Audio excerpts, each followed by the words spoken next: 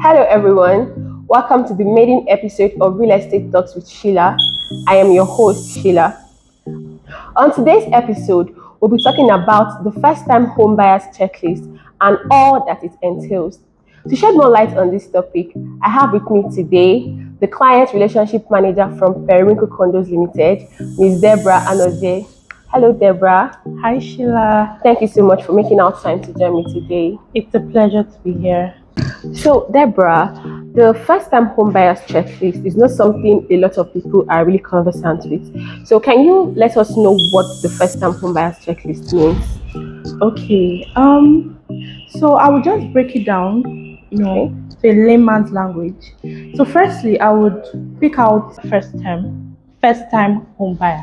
So, first-time home buyer is a novice when it comes to property and real estate development. So the next term is a checklist. A checklist, as we all know, is a list or a guide that helps people or gives them a reminder in order to get things done. So now putting them together, a first-time home buyer checklist is a guide equipped with relevant information needed in consideration when buying a home and investing in real estate. Okay, thank you very much for that answer. Okay, so when you were speaking earlier on, you made mention of things that one should consider, when buying or investing in real estate, and then those things are what the checklists are obviously made up of. So, can you throw more light on what those exact things are? Okay, the checklist actually entails a whole lot of points, but I'm just going to throw more light on key points that are necessary. So, firstly, you need to look out for an accredited, efficient, and reliable realtor. Emphasis on the accredited, efficient, and reliable. You don't want to work with someone who is not accredited, efficient, or reliable. Then, secondly, you have to have a budget. And this actually helps to guide you from overspending because, as we all know, you're a first time buyer. Yeah. So it's more like you're gonna be overwhelmed, you're gonna be excited. So anything that comes and suits you or you love, you might just want to buy. But then with a budget, it helps to guide, streamline you to what you like and also what you can be able to pay for. Then also you can now go out for hunting. Now, when we talk about hunting, we're talking about going out to look for good projects and affordable projects in streamlining with your budget, also in good and prime locations. So this also depends on the real estate investment you're looking into.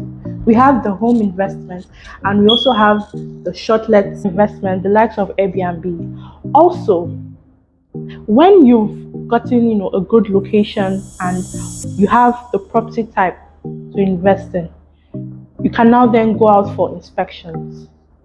So you can go out with a realtor, you can go out even with an agent, whoever you have that is accredited, competent, efficient, and reliable. Then next we have getting documentations, proper documentations. So for each project, we have documentation which must be known by the investor or the buyer. So we have the likes of the contract of sale, we have the survey, most especially for the land buyers, and also we have delivery time frames, which is for the off-plan project buyers.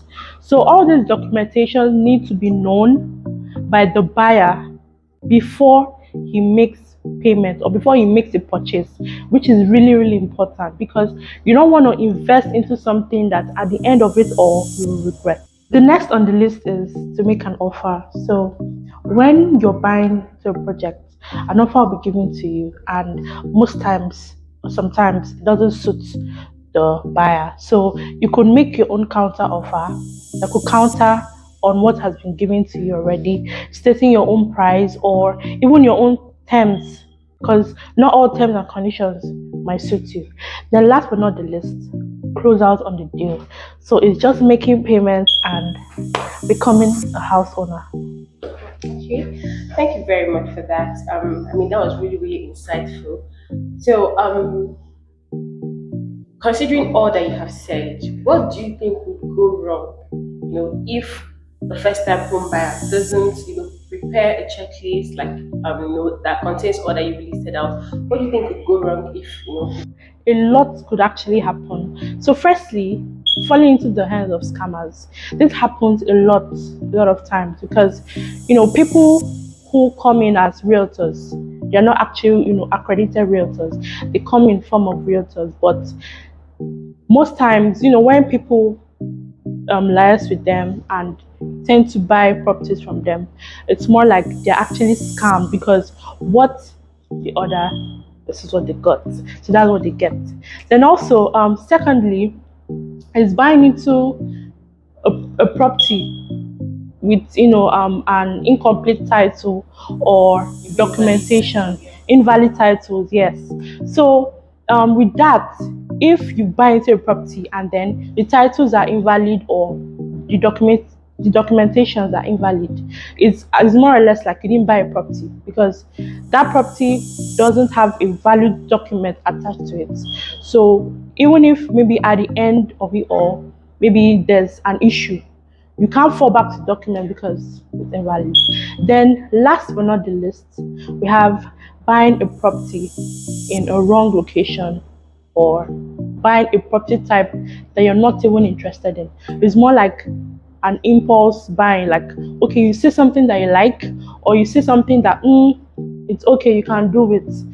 So, you see, with all of this, is really, really pertinent that one should have a checklist before investing.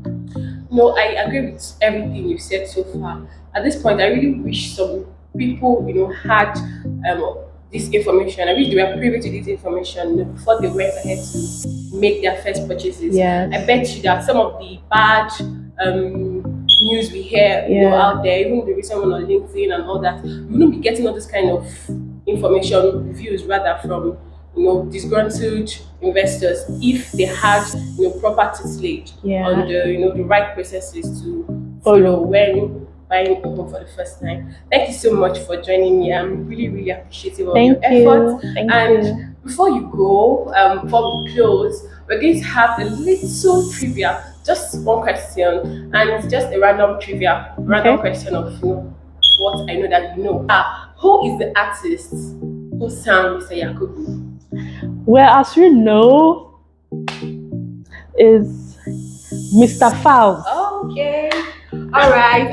I see that you're very, very familiar with that. Okay, thank you so much for coming, Deborah. Thank you. Thank you for having me. It's a pleasure.